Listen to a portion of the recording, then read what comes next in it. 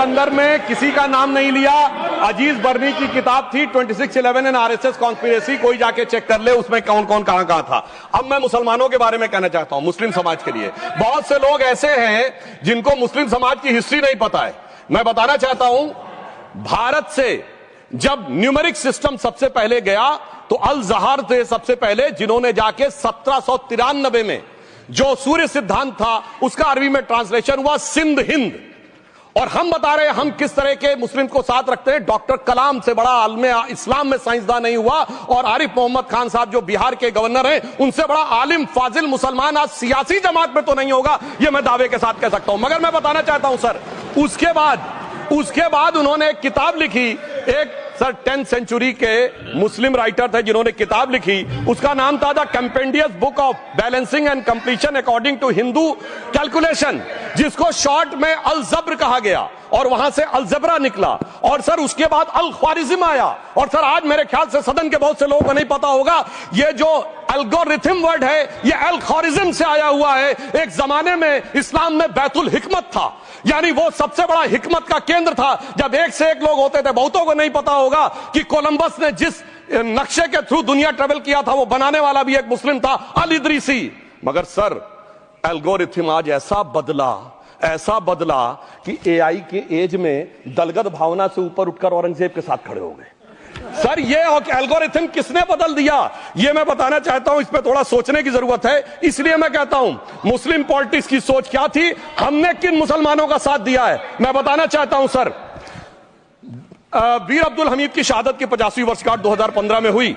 प्रधानमंत्री मोदी जी ने उनके पूरे परिवार को और उनकी पत्नी को बुला के सम्मानित किया, और इन लोगों ने उस यासीन मलिक को, जिसके ऊपर 3 एयरफोर्स के ऑफिसर्स को हत्या करने का आरोप था, वो प्रधानमंत्री आवास में सर साफ दिखाई पड़ता है कौन किसके साथ खड़ा हुआ है, कौन किस तरह के मुसलमान के साथ खड़ा हुआ है। और सर मैं ये भी कहना चाहता हूं सर, ये सर अपने टर्न पे बोलिए सर, पिछले 30-35 सालों से हुआ खड़ा किया जा रहा है। 1990 में जब राम मंदिर आंदोलन हुआ, कहा गया बीजेपी आएगी उत्तर प्रदेश में खा जाएगी। सर बीजेपी आने के बाद उत्तर प्रदेश में जानते क्या हुआ सर, 22 साल से शिया सुन्नी के बीच में जो दंगे चलते थे और मदे साहबा का जुलूस नहीं निकलता था, शिया समुदाय का मदे साहबा का जुलूस लखनऊ में हमारी सरकार में निकलना शुरू हुआ। और उसके बाद कहा गया केंद्र में भाजपा आएगी तो खा जाएगी। सर अटल जी की सरकार आई, इतनी शानदार स्थिति रही। उसके बाद कहा गया गुजरात में आएगी तो भाजपा खा जाएगी। सर गुजरात का मुसलमान आज सबसे समृद्ध मुसलमान है, सबसे ज्यादा जकात वहां से आता है। उसके बाद कहा गया मोदी जी की सरकार आएगी तो क्या होगा। सर मोदी जी की सरकार आने के बाद हमारे साथियों ने बताया है अल्पसंख्यक समुदाय के 70% लोग हैं जिनको किसी न किसी एक योजना का लाभ जरूर मिला है। और सर फिर कहा गया सीए आएगा तो नागरिकता छिन जाएगी।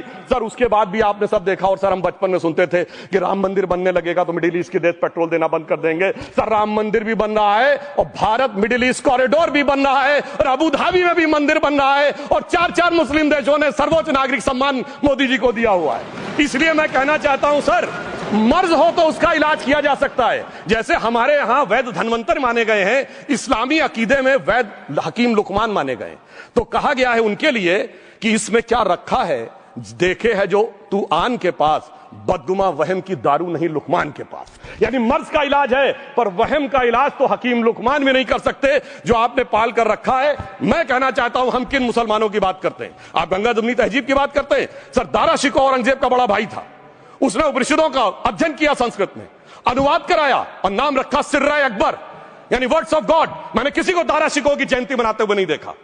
मैं पूछना चाहता हूं बेगम बीबी ताज, उनके घर पे जाते किसी ने सुना। सर ये बताइए आलम शेख, इतने बड़े कृष्ण भक्त के कवि, किसी ने सुना उनके घर पे जाते हुए। मलिक मोहम्मद जायसी जिन्होंने पद्मावत लिखा, उत्तर प्रदेश के रहने वाले, उनके घर पे कोई गया? ये बताइए ब्रिगेडियर मोहम्मद उस्मान के घर पे कौन गया? आजमगढ़ में, गाजीपुर के रहने वाले थे, आज तक जाने वालों में नहीं दिखे। और मैं सर बताना चाहता हूं एक और बात, सर एक सैयद इब्राहिम रसखान हुए हैं, बहुत बड़े कृष्ण भक्त के कवि। सर जिन्होंने क्या लिखा, उन्होंने कहा मेरा अगला जन्म हो तो भी मैं कृष्ण भक्ति बनना चाहूंगा।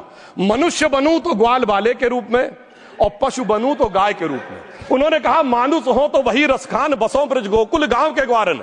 जो पशु हो तो कहा बस मेरो चरो नित नंद की धेनु मजारन। सर उन्होंने कहा गायों के बीच में नंद बाबा की गायों में जन्म लेना चाहूंगा।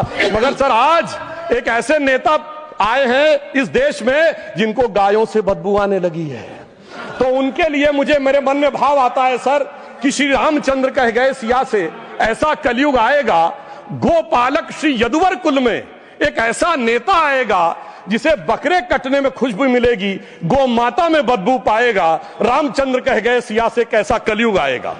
अब सर मैं एक और बात भी कहना चाहता हूं, हम किनको मानते हैं सर? नजीर अकबराबादी को सुनिए, कृष्ण भक्त के लिए क्या कहा। सर मैं एक बोलना चाहता हूं, बुल्ले शाह ने क्या कहा? बुल्ले शाह ने कहा, अभी होली गुजरी है, उसने कहा था आज होली खेलूंगी मैं, कर बिस्मिल्लाह।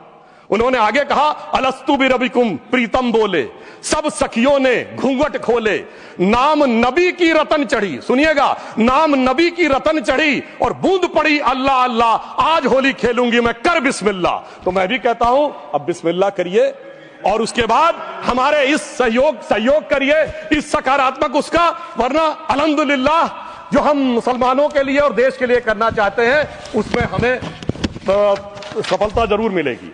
अंत में मैं सिर्फ यह कहना चाहता हूं सर, तमाम प्रकार की बातें यहां पर हुई, सकारात्मक और नकारात्मक, मगर अफसोस की बात यह है कि 1913 के वक्फ वाल औलाद से लेके 2013 के वक्फ वाल औलाद तक इनकी फितरत नहीं बढ़ती, क्योंकि सर ये तो पार्टियां ही अल औलाद है, तो इनको तो उससे बहुत ज्यादा वो होगी।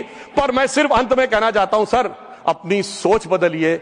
आप जिस कश्ती पे सवार होकर इस दरिया को पार करने की कोशिश कर रहे हैं, पिछले 75 साल में नहीं कर पा रहे हैं, 10-12 साल में बहुत हिचकोले खा रहे हैं, तो कश्ती और रास्ता बदलिए। तो इनके लिए अंत में एक पंक्ति कहते हुए बात समाप्त करना चाहूंगा कि इन्होंने कश्ती भी नहीं बदली, दरिया भी नहीं बदला, पर इन डूबने वालों का जज्बा भी नहीं बदला, पर है शौक सफर ऐसा, एक उम्र हुई हमने, मंजिल भी नहीं पाई, रास्ता भी नहीं बदला।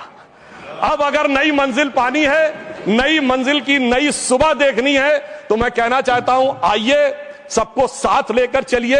और एक ऐसा वक्त आया है जब मैं जो हमारे किरण रिजिजू जी ने कहा था कि मैंने एक शम्मा जलाई है हवाओं के खिलाफ, तो मैं प्रधानमंत्री मोदी जी की तरफ से कहता हूं कि हमें इल्जाम मत दीजिए, बहुत अफसोस होता है, हमें इल्जाम मत दीजिए, बहुत अफसोस होता है। बड़ी तरकीब से कश्ती यहां तक लेके आए हैं और बदल देते हैं हम दरिया की लहरें अपनी हिम्मत से, आंधियों में भी अक्सर चिराग हमने जलाए हैं। धन्यवाद।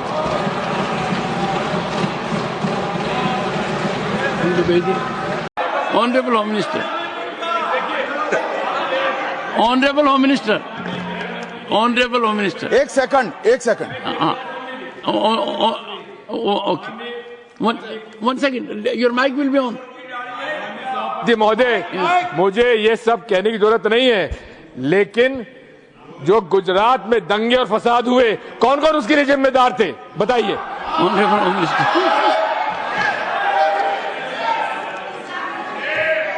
मान्यवर, मैं ध्यान से बारीकी से पूरे संवाद को सुन रहा हूं।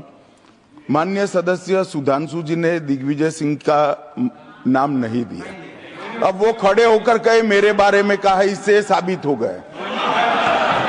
और अभी भी मौका है, आपने नहीं कहा है कि 26/11 के हमले में आरएसएस का हाथ था, तो अभी खड़े होकर माइक चालू कराकर बुलवा दीजिए माननीय। और आपत्तिजनक बात है, मैंने ये बात कभी नहीं कही है, ये आप लोगों का प्रचार है। मेरी आपत्ति इस बात की थी कि सभी माननीय सदस्य ने और बात कही है कि अब हमारे तरफ ऐसे ऐसे मुसलमान थे और वैसे वैसे मुसलमान हम लोग की तरफ थे। ये पूरे समाज के साथ, पूरे अल्पसंख्यक समाज के साथ अपमानजनक बात है। और माननीय सभापति महोदय, आप बताइए, माननीय गृह मंत्री जी, आप वहां पर थे, गृह मंत्री थे जब दंगे हुए थे, तो आप लोगों का क्या रोल था, ये जन जाहिर होम मिनिस्टर। इनको मेरा हुआ ऐसा है कि मैं ही दिखाई पड़ता हूं। आपकी सुनिए, अब सुनिए ना दिग्विजय सिंह, सुनिए, एक मिनट सुनिए। दंगे शांत होने के बाद 18 महीने के बाद मैं गृह मंत्री बना, दंगा हुआ तब मैं गृह मंत्री नहीं था। सुधांशु त्रिवेदी।